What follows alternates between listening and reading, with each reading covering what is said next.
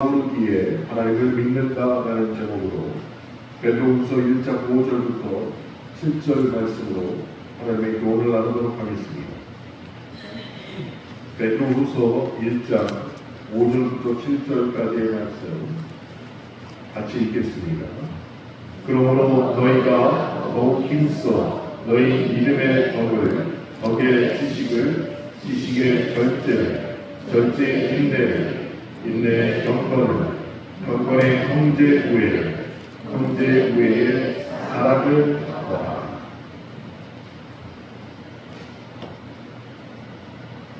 베드로후서 1장 5절부터 7절까지의 말씀 중에 큰 제목으로 오늘이 세 번째가 되겠습니다. 믿음의 덕을 좋은 포장지로 입혀야 되겠고, 오늘은 그 세 번째 믿음과 덕의 지식을 어떻게 활용해야 할 것인가에 대해서 여러분과 함께 말씀을 나누려고 합니다. 오늘 이 주제의 말씀을 단 한마디로 정의하는 한 목사님의 말씀이 있었습니다. 햄퍼라는 미국에 있는 목사님의 말씀인데, 베드로후서 5장 1장 5절부터 7절 중에 이 지식에 대해서 이렇게 정리하셨습니다. 다른 어떤 것과도 비교할 수 없는 기쁨과 만족을 주는 인생 최고의 것, 역시 하나님을 아는 지식이다. 이렇게 한 줄로 정리를 하셨습니다.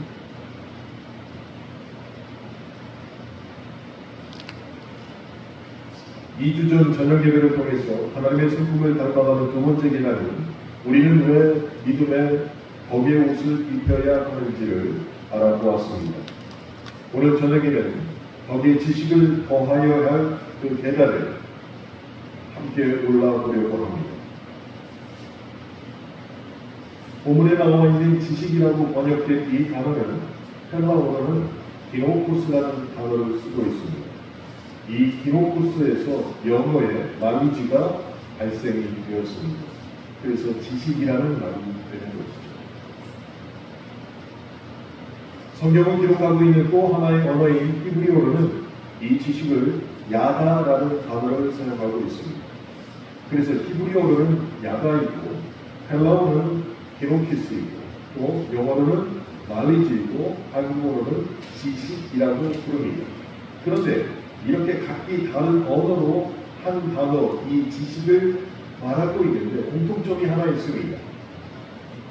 여기서 말하는 네 개의 국어의 모든 지식의 의미는 단 하나로 귀결이 됩니다. 그것이 무엇이냐? 머리로 아는데 멈추는 게 아니라 실제로 체험해서 알게 될 때에 지식의 의미를 다루고 있다는 것이죠. 머리로 아는 것이 아니라 실제적으로 체험했을 때 얻게 되는 지식의 교훈을 성경을 기록하고 있고, 또 가장 대중적인 언어인 영어와 그리고 가장 뛰어난 언어인 한글, 이 네 개를 다 합해봐도 같은 의미의 지식을 말하고 있다는 것이죠.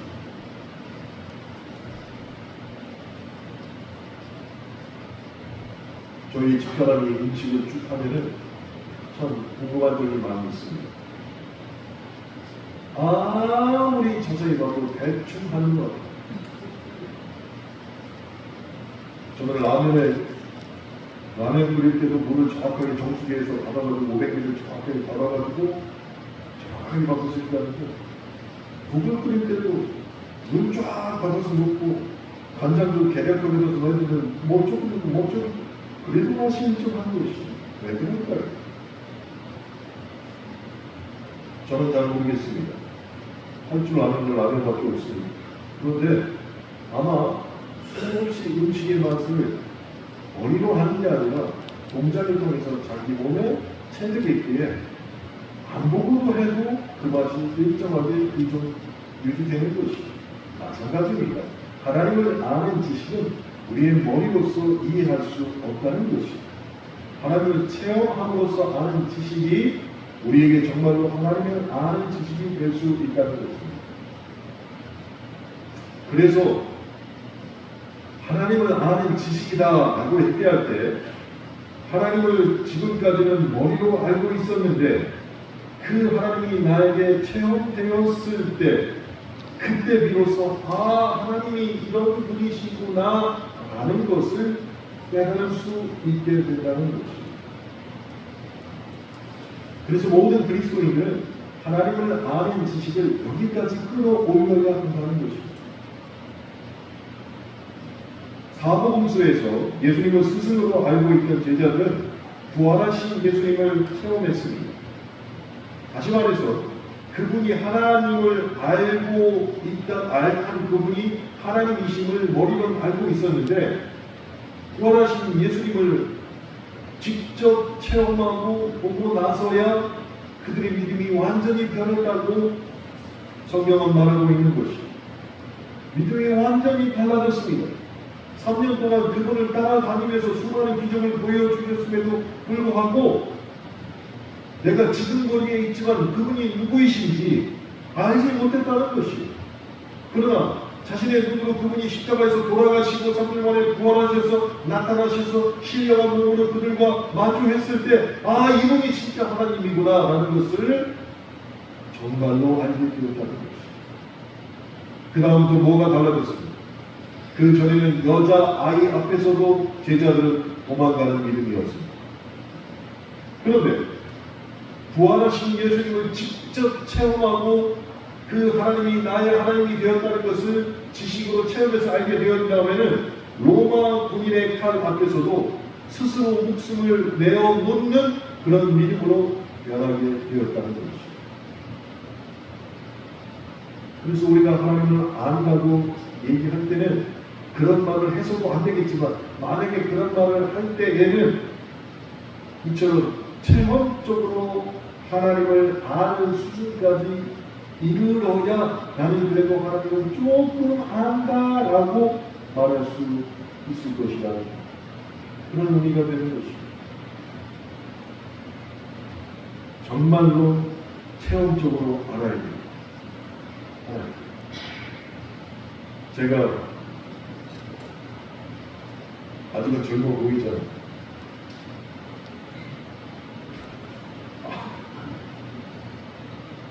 제가 인스타그램에다가 3년 전에 찍은 사진을 올린 적이 있었어요. 그래서 3년 전에 이때는 참 젊어 보이는데 라고 제가 사진하고 올렸더니 댓글이 이렇게 달렸습니다. 다른 교회 집사님이 있어요. 목사님 아직도 젊어 보여요 하고 댓글이 막 아무도 늙었다는 표현을 한다. 아직도 젊어 보인다고 했어요. 지금보다 훨씬 더 젊었을 때, 그러니까 1989년 5월 22일 날 나라의 부르심을 받고 육군 논산훈련소에 그때 제가 입소를 했습니다. 그리고 3일 동안 보충대에서 대기하다가 5월 25일 날 논산훈련소 79연대 3대대 3중대 2수대로 전입을 가게 되었습니다. 근데 다음 날이 제 생일이었어요. 생일 전에 군대 가니까 정말 안 좋더라고요. 생일을 보내고 군대 가는 게 좋습니다.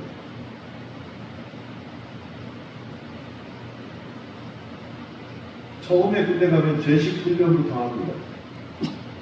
그런데 아마 제 기억이 맞는지 모르겠어요. 제 생일이라고 저희 부모님이 논산훈련소 앞에 와 있었다는 기억이 있는데 맞습니까? 네. 볼 수도 없는데 논산훈련소 앞에 와 있었대요.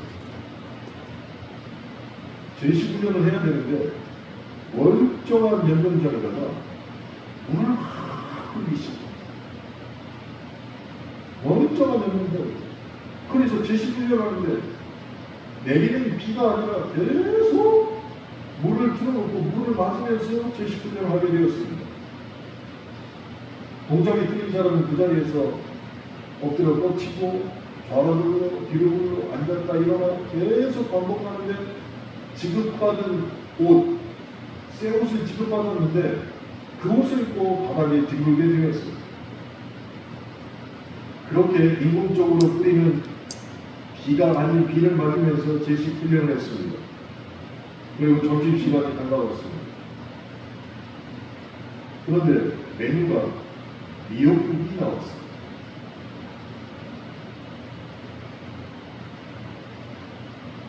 제가 논산훈련소에 갔을 때는 아주 오래된 일이라 시설이 너무너무 낙후되었습니다.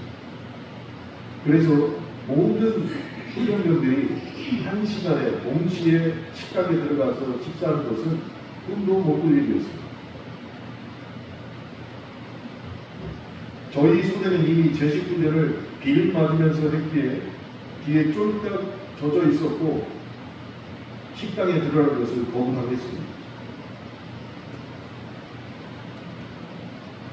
그래서 식사를 가다가도 밖에서 먹게 되는데 최소한 점심시간에는 그 물을 꺼줘야 되잖아요.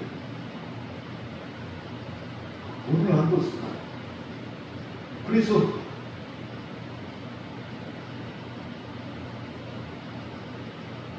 식판 위에다가 밥과 국과 반찬을 받아왔는데 물이 계속 떨어지는데 일년을 쫙 앉아가지고 밥을 먹기 시작했어요. 난생 처음이었어요. 난생 처음. 그러니 받아온 모든 음식들이 이미 다 물속에 잠기게 되었어요.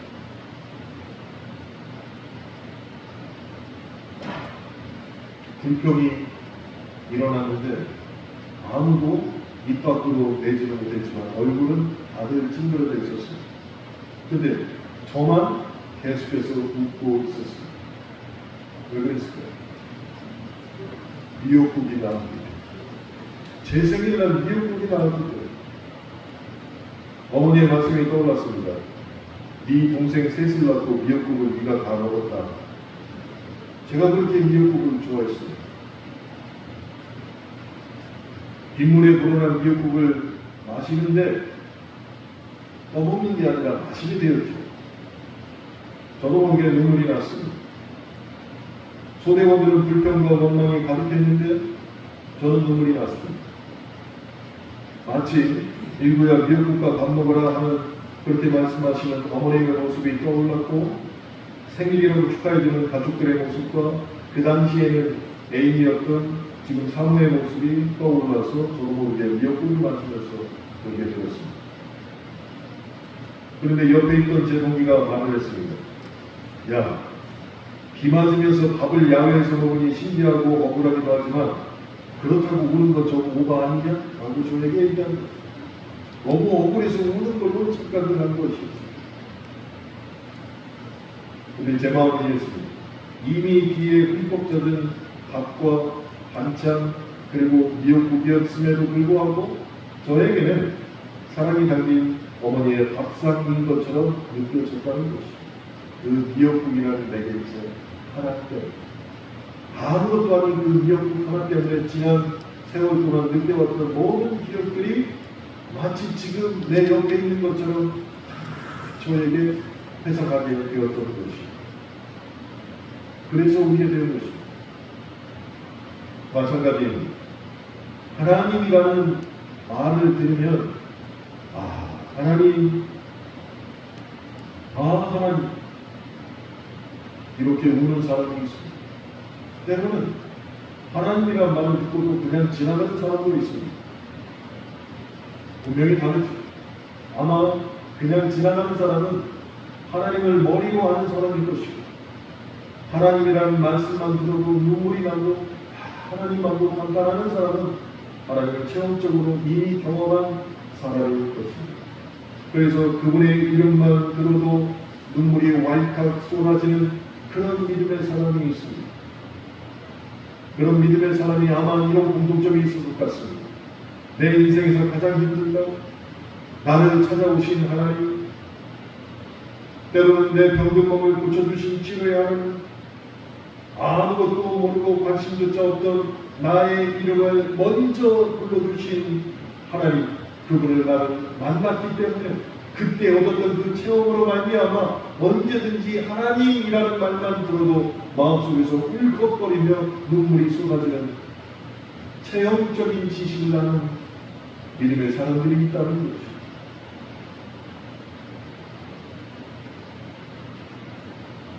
하나님이라는 말 속에 내 모든 힘든 날에 함께해 주시고 나를 살려주신 그 하나님의 은혜가 다 이미 들어있기 때문에 그분의 이름만 들어도 눈물을 흘리는 사람이 분명 우리 중에도 존재한다는 것입니다.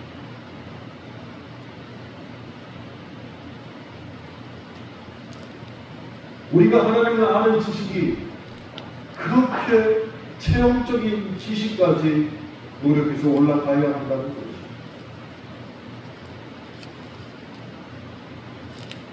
제가 중고등학교를 보낼 때 참 많은 저희 동기들과 그리고 선배님들, 후배들이 저희 학생에 있었습니다. 멋진 학생들이 참 많이 있었어요. 그때 저희가 불렀던 찬양곡들이 참 많이 있었는데 그때 제일 많이 불렀던 찬양을 작곡한 분이 최용덕 씨, 최용덕 작곡가인데요. 아마 제가 그분이 작곡한 복음성가를 말씀드리면 여러분도 다 알 것입니다. 낮엔 해처럼 밤엔 달처럼 가서 제자 삼으라. 하나님 한 번도 나를 나의 힘이 되신 여호와. 이게 다 최용덕 씨가 작곡한 찬양이고 제가 중고등학교 때 참 많이 불렀던 찬양입니다.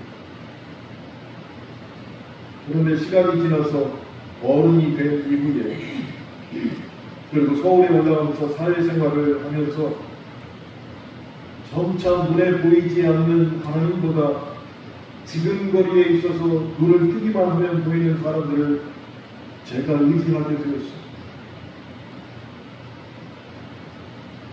그러던 어느 날 죽을 수밖에 없었던 새벽 교통사고에서 하나님이 저를 은혜로 건져주셨습니다.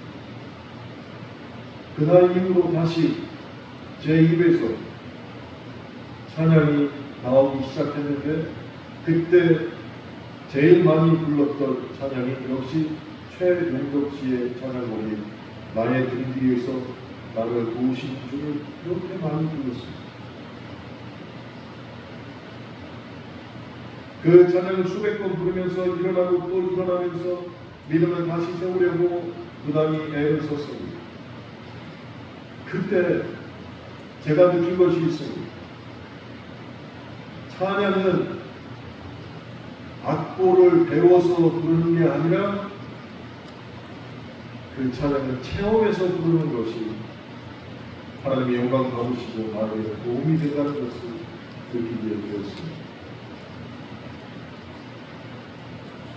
그래서 이 세상에서 우리가 노래를 부를 때 배워서 부르는 노래가 있고 체험해서 불러야 되는 찬양이 있다는 것입니다. 배워서 부르는 노래도 저는 너무너무 잘합니다. 여러분이 잘 몰라서 그렇지 이명웅처럼 제가 트로트를 참 잘 부르는 교회에서는 안 부르잖아요. 나를 나가서 죽도 못 살아요. 근데 그런 노래보다 제 마음에 남아있고 저를 다시 세울 수 있는 곡은 그렇게 배워서 기교 좋게 부르는 노래가 아니라 음정을 틀려도 눈물이 쏟아져도 하나님을 체험해서 부르는 찬양이 저를 세울 수 있다는 것입니다. 그래서 우리는 찬양을 그렇게 부르는 것처럼 배워서 아는 하나님이 아니라 체험해서 아는 하나님을 믿고 따라야 한다는 것입니다. 우리가 하나님을 아는 지식, 그것을 배워서 아는 하나님이 아니어야 됩니다. 내 머리로만 아는 하나님이 아니어야 된다는 것입니다. 그 하나님을 직접 그 말씀을 통해서 체험해서 아는 하나님이 나와 동행하시고 나와 함께 하심을 깨달아야 된다는 것입니다. 그러니 저와 여러분은 하나님을 그저 대충 아는 것이 아니라 하나님을 맛보아 알아야 한다는 것입니다. 시편 34편 8절에 이렇게 말씀하셨습니다. 너희는 여호와의 선하심을 맛보아 알지어다. 그에게 피하는 자는 복이 있도다. 하나님을 맛보아요. 요즘에 대전이 참 유명해져 있어요. 성신받게. 오늘 아침에 유튜브를 봤더니 어제 저녁, 어제 아침 9시 택시기사가 성신당 앞을 지나가면서 사진을 찍었어요. 동영상에. 아침 9시에 성신당 앞에 테이블 자리에서 줄을 어디까지 서는가를 신호에 걸리니까 착 찍었는데 아침 9시인데 줄이 너무너무 많이 서는데 왜 그럴까요? 오히려 대전 사람은 성심당 가서 빵을 못 사 먹어요 지금. 줄이 많으니까 들어가시고 타지에서 와가지고 대전 하면 노잼 도시였는데 너무너무 재미있는 도시가 바뀌었습니다. 그러면서 대전에 대해서 소개하는 프로그램이 많아졌습니다. 대전에 정말로 맛있는 식당들이 너무너무 많다는 것이 공중파와 유튜브를 통해서 퍼지고 있습니다. 그런데 곰곰이 생각하니까 저는 많이 가본 식당들인데 저희 부모님은 안 가보신 데가 참 많았어요. 그래서 아주 정형외과를 새벽에 3주 동안 쭉 가는 프로그램이 1년에 한 2번씩은 그렇게 새벽에 모시고 간 다음에 꼭 식사를 하고 돌아오고, 근데 그때는 옆에 있는 식당이 아니라 새벽인데도 줄을 서 있는 식당으로 제가 꼭 모시고, 처음에는 새벽에 무슨 그러셨어요. 저번에는 어디를 갔냐면은 태평동 사거리에 무슨 소모이고 태평소국밥집 6시 한 20분경에 갔어요. 그랬는데도 꽉 찼어요. 그래서 무국을 시키고 육회를 시켰더니 무슨 아침부터 육회를 다 드셨어요. 그리고 아침에 과식 하는 거 아니었는데 그 묵국이 참 맛있고 묵국도 다 드시고, 그래서 그냥 가기가 그래서 거기에 또 유명한 이 뭐죠? 기억이 안 나요. 하여튼 또 이렇게 파는 게 있어요. 그걸 또 2개를 사가지고 집에다 들었더니 그게 더 맛있다는 거예요. 여러분, 대전에 정말 맛있는 식당이 많이 있습니다. 적덕 식당이라는 것도 맛있고, 오징어, 두부, 칼국수 이렇게 나오는데 너무너무 맛있어요. 저는 그런데 다니면서 먹어봐요. 왜? 아무리 맛있다고 해도 내가 먹어보지 않으면 그건 모르는 거예요. 가서 먹어보는 거예요. 우리가 하나님을 그렇게 맛보아 알아야 됩니다. 강렬하게 맛이 나에게 들어오면 잊지 못하잖아요.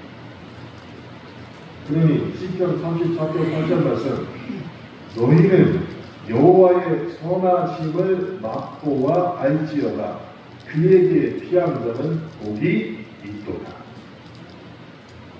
하나님 앞에 피하기 위해서는 하나님의 선하심을 맛보아 먼저 알아야 된다는 것입니다. 사랑하는 성도 여러분, 제가 이 분야에 말씀드린 것처럼 덕은 마음을 비경하는 것이라고 말씀을 드렸습니다. 그래서 돌박 같은 마음을 챙기고 잘 비경하여서 옥토로 만드는 것이 너무너무 중요하고 그것이 덕의 출발점이라고 또한 말씀을 드렸습니다.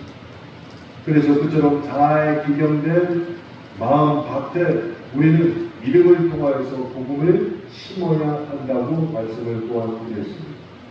그런데 그 복음을 심으려 할 때 다른 사람의 잘 기록된 마음밭에 복음을 심으려고 할 때 우리에게 하나님을 아는 지식이 없으면 어떻게 그 사람의 마음밭에 복음을 제대로 심을 수가 있냐는 것입니다. 우리가 먼저 하나님을 아는 지식이 있어야지 그 하나님이 나에게 어떻게 행하셨다는 것을 고백하면서 그 잘 덕으로 기경된 그 마음밭에 복음을 심어야 되는데 내가 하나님을 아는 지식이 없는데 어떻게 그 마음에 복음을 심을 수가 있냐는 것입니다. 그래서 전도 대상자가 아무리 옥토로 준비되었다 해도 우리가 하나님을 아는 지식이 없으면 복음을 심지 못한다는 것입니다. 그래서 지금 이 베드로후서 1장 5절부터 7절에 있는 이 말씀이 점점 더 우리에게 어쩌면 부담감으로 들어올지도 몰라. 믿음이 있어야 된다. 그래 뭐 믿음은 그 위에 너는 복을 세워야 된다. 여기까지 할 수. 그 위에 너는 하나님을 체험으로 지식을 알아야 된다. 올라갑니다. 다음 주 주일 저녁에는 절제가 올라가요. 점점 더 올라가는 것이. 그래서 이 지식이 첫 번째 휴게소이고요. 여기서 정말 결단하셔야 됩니다. 우리가 하나님을 만나지도 못하고 하나님을 맛보지도 못하고 하나님을 알지도 못한다면 다른 사람의 잘 기경된 마음 밖에 절대로 복음을 심을 수 없다는 것입니다.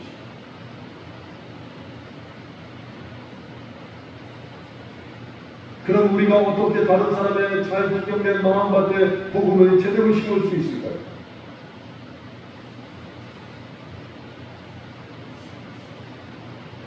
이 말씀을 기억하십시오. 덕에 지식이 더해져야 한다는 것입니다. 덕에 지식이 더해져야 한다. 저와 여러분에게는 우리가 믿는 복음을 잘 전달해야 하는 책임이 있습니다. 그래서 반드시 주의 말씀을 배워야 됩니다. 그래서 우리는 기도하고 성경을 읽어야 되고 예배에 참석해서 이 성경의 깊은 뜻, 숨겨진 의미, 하나님의 나에 주신 교훈을 설교를 통해서 계속 배워야 한다는 것입니다. 호세아 4장 6절에 하나님은 이렇게 말씀하셨습니다. 내 백성이 지식이 없으므로 망하는도다. 하나님을 아는 지식이 없으면 그것으로 멈추는 게 아닙니다. 하나님을 아는 지식이 없으면 망하게 된다고 하나님이 말씀하셨던 것입니다.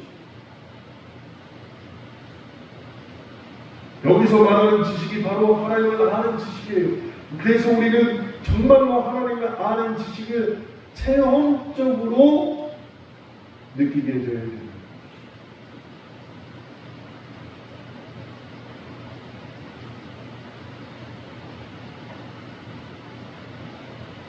오늘 목사님을 모시고 5월달에 저희가 일본에 갔다 왔는데 저희 지방에 막 이렇게 고집도 있었는데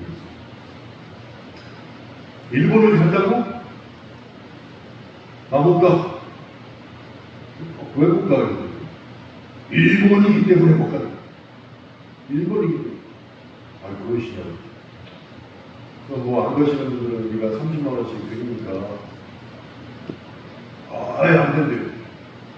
가는 사람들은 본인이 30만 원씩 내고 60만 원 지원 받아가지고 일본을 가는데 어떻게 안 가는 사람에게 30만 원만 주냐?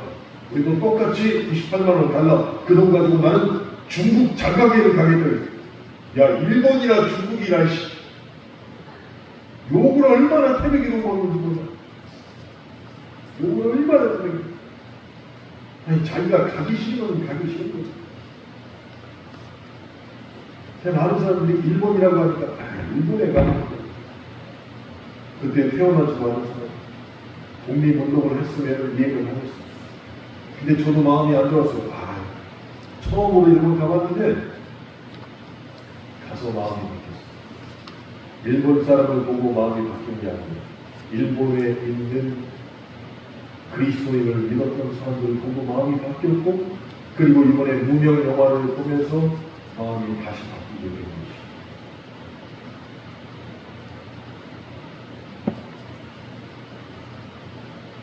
그 가운데도 그리스도를 믿는 사람이 있다는 것을 알고서 내가 편협하게 생각한 생각들이 점점 바뀌는 걸 알았어요. 맛을 보아야 알 수 있는 것이. 뭐라고요?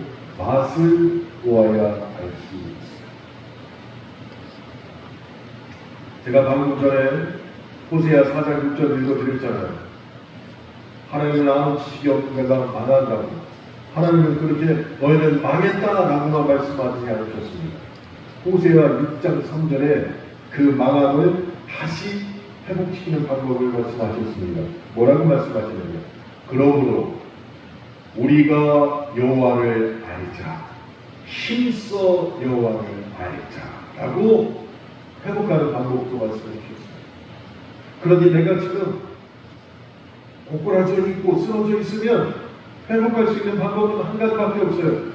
그러므로 우리가 여호와를 알자, 그냥 하는 게 아니라 힘써 여호와를 알자라고 그 말씀에 순종하고 살아가야 한다는 것입니다. 베드로후서 3장 18절에서 베드로도 다음과 같이 말씀을 했었습니다. 오직 우리 주 곧 구주 예수 그리스도의 은혜와 그를 아는 지식에서 자라가라. 우리가 믿음이 있잖아요. 성으로 믿음을 받았잖아요. 그 위에 덕을 세웠습니다. 덕 위에 그 다음에 뭐라고요? 지식으로 자라가라 라고 말하고 있는 것이죠. 지식으로 자라가야 됩니다. 그래서 그 지식을 쌓기 전에는 하나님을 안다고 해서 우리가 하나님을 다 아는 것이 아니라는 것을 솔직히 고백해야 된다는 것입니다. 근데 많은 사람들이 주일학교 때 그리고 여름 성경 때 성탄절 때 어렸을 때 교회 한두 번 갔다 온 다음에 어른이 된 다음에 복음을 전하면 뭐라고 얘기합니까? 다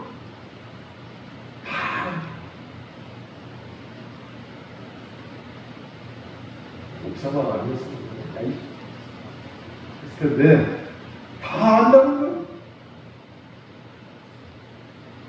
그래서 어떻게 안다고 물어봤더니 도울 선생님 성경 강의를 들어서 난 다 안다는 거예요.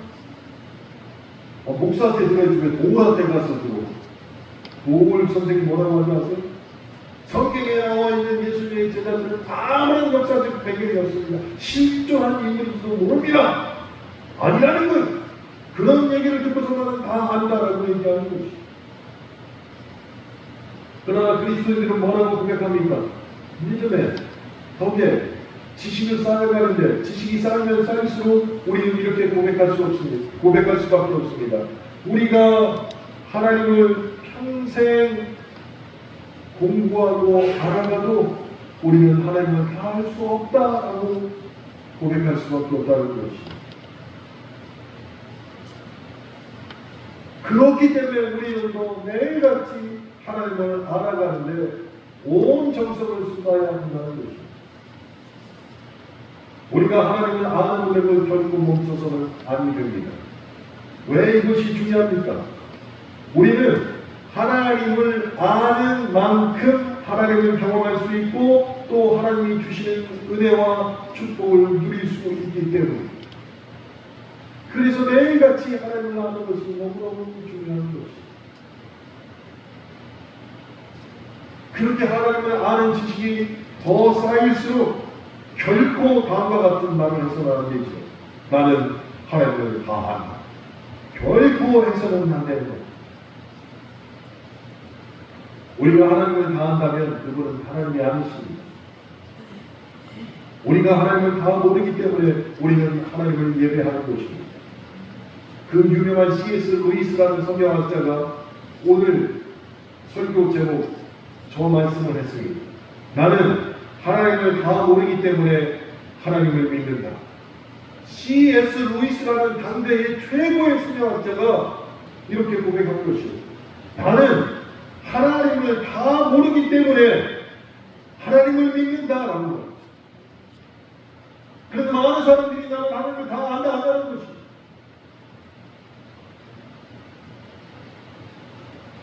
결국 우리는 그들에 위해서 나와야 됩니다. 그렇다면 저와 여러분은 매일매일 하나님의 깊이와 넓이와 나를 사랑하시는 그 크기를 알아가야 하는 사람이 되어야 한다는 것입니다.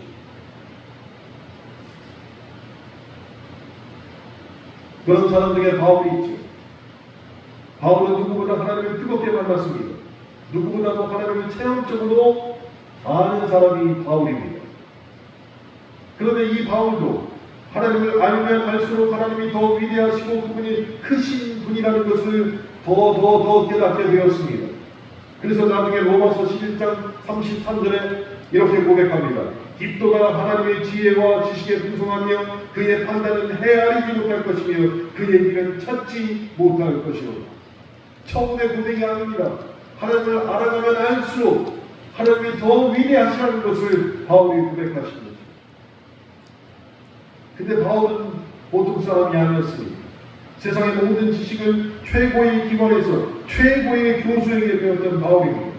그런데 그 사람이 예수 그리스도를 직접 태어나서 만난 후 모든 것을 배설물로 여겼다고 고백하게 된 것입니다. 모든 것을 배설물로 여겼다.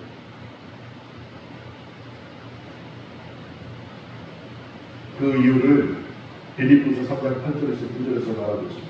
한번 찾아보겠습니다. 빌립보서 3장 8절에서 9절 같습니다.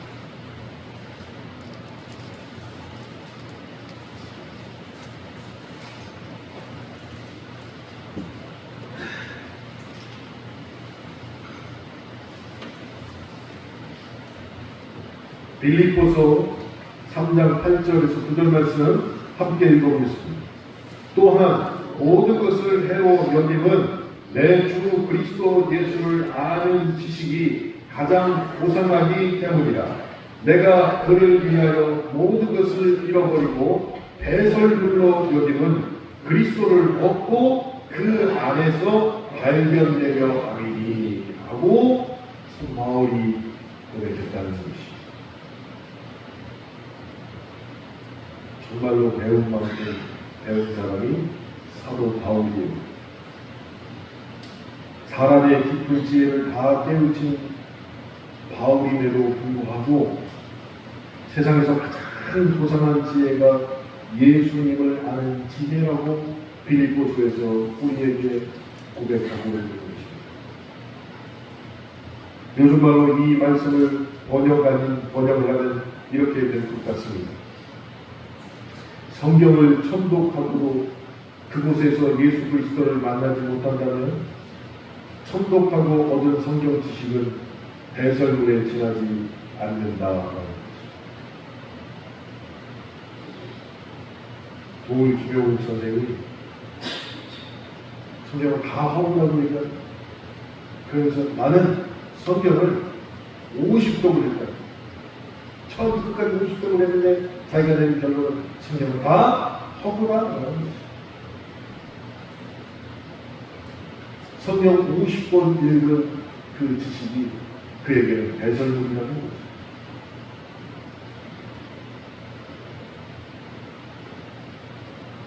바울은 구약성경에 통달한 사람이었습니다. 그런데 담에서 도상에서 예수님을 체험하여서 만나기 전까지는 자신이 수없이 읽은 구약성경이 그토록 증거하고 있는 것이 예수 그리스도라는 것을 발견하지 못했다는 것입니다. 그렇게 구약성경에 통달했음에도 불구하고 그런데 예수 그리스도를 담에서 도상에서 체험적으로 만나게 되었을 때 그가 고백했습니다. 세상에서 가장 쓸모없는 지식은 예수 그리스도를 모르는 지식이요, 세상에서 가장 존귀한 지식은 예수 그리스도를 아는 지식이다 하고 말하는 것입니다. 그러니 우리가 기억해야 합니다. 세상에서 하나님을 만나고 체험하여 아는 지식보다 더 위대한 지식이 없다는 것을 어민이 우리가 기억하고 있어야 한다는 것. 하나님을 지금 아는 정도에 절대로 만족하시기 말기 바랍니다. 매일같이 하나님을 아는 지식이 더해지기를 원합니다. 그래서 날마다 그 지식 안에서 성경의 말씀처럼 자라가야 한다는 것이 우리의 의무라는 것을 깨달아야 할 것입니다. 사랑하는 성도 여러분, 제가 작년에 뇌경색이라는 질병을 마주하게 되었을 때 참 막막했습니다. 한국병원 구층 904호에 입원하게 됐는데 어제 제가 한국병원 부병도 9층에 올라가게 되었습니다. 신학교 전 총장이신 김선배 총장입니다.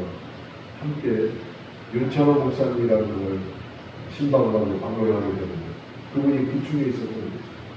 그래서 못 올라가잖아요. 그랬더니 요즘 올라온다는 거예요. 그래서 엘리베이터를 타고 그 부층에 올라갔어요. 아, 너무 반갑다. 제가 아무것도 기억이 안 났을 때 우물가에 앉아서 하나님을 기다렸던 그 여인처럼 그 정수기 옆에 그 의자가 있거든요.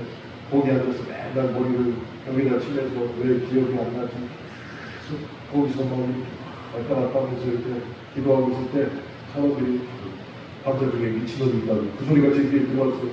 미친 사람이 맨날 정수기 옆에서 이러고 있고 그 자리를 제가 올라가서 직접 봤잖아요. 그리고 간호사가 와가지고 피를 뽑는데 초보인 남자인데 키가 190이었어요. 양쪽 흑백 가서 13번을 뽑았는데 피를 못 뽑았어요. 그때도 제 딸을 생각하면서 우리 딸도 사회 초년생인데 실수하고 그러면 얼마나 창피한 건가요? 13번 찌르면 14번째는 내가 못하겠다고 그랬어요. 아, 14번 찌르려니까 너무 힘들죠. 다른 간호사가 와가지고 한 번에 뽑아갔어요. 걔들도 만났어요. 그랬더니 나는 긴가민가인데 저를 보고 딱 알아요. 그때 너무 감사했다. 목사님이 13번을 찌르게 해줘서 열심히 찔렀는데 피를 못 뽑았는데 그 이후로 자기가 열심히 해가지고 피를 뽑게 되는데 여전히 두세 번 찔러야 돼. 한 번에 못 뽑는데 많이 줄였다.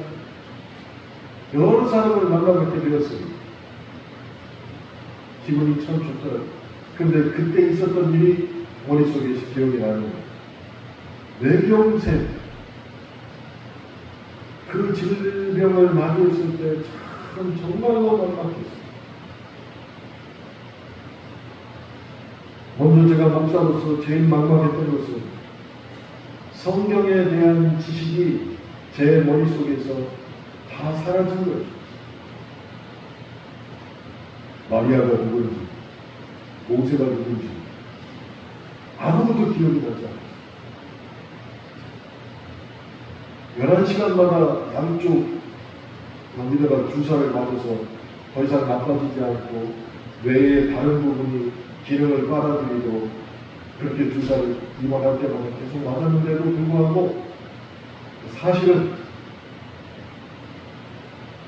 계속 좋아져야 되는데 담당 의사 선생님이 당분간은 더 나빠질 거라고 얘기했어요. 그래서 그런가 보다 했는데 밑에 내려가서 아이들이 오고 집사람이 왔는데 저에게는 처음 본 사람이었어요.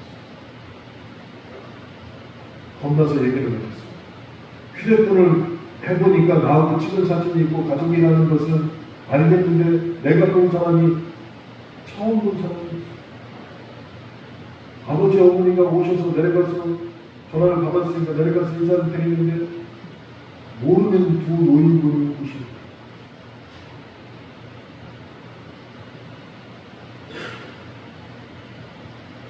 일상생활에서 그러는데 성경 말씀이 기억나겠죠? 아무것도 기억나지 않았어요.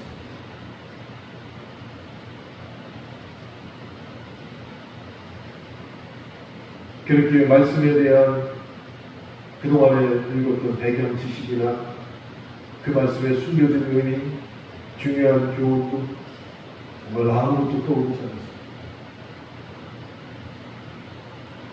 그래서 제 마음속에는 내가 과연 태어나고 나가서 설교를 할 수 있을까? 너무너무 불안했어요. 너무너무 불안했어요. 제가 그래서 이 문제를 어떻게 해야 될까? 아무리 교회에 봐도 방법은 하나였습니다. 성경을 다시, 또 다시, 그리고 또 다시 읽는 것밖에 없어요.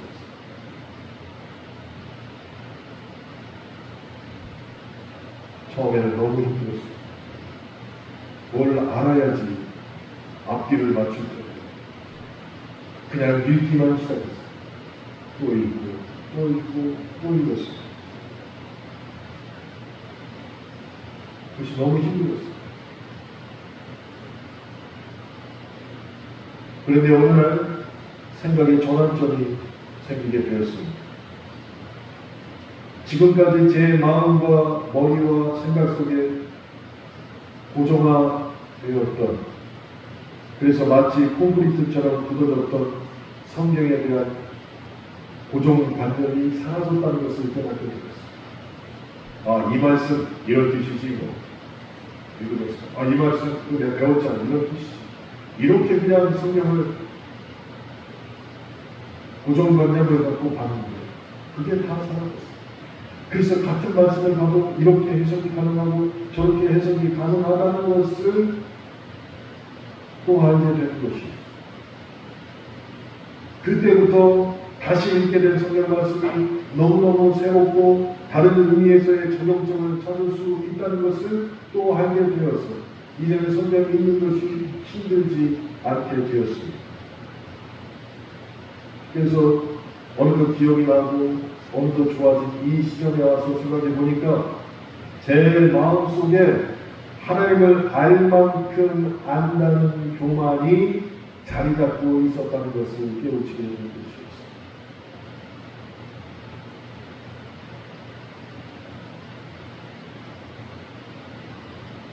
오늘 여러분이 이 문을 낯선 다 잃어버리고 싶지만 설교 제목만큼은 꼭 기억하시기 바랍니다.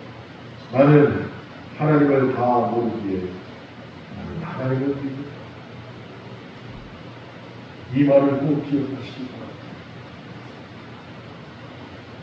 이 말씀을 기억하면 우리는 계속 하나님을 알아가되 체험을 통해 알아가는 지식을 쌓아야 된다는 의무가 나에게 있다는 것을 잊지 않게 된 것입니다.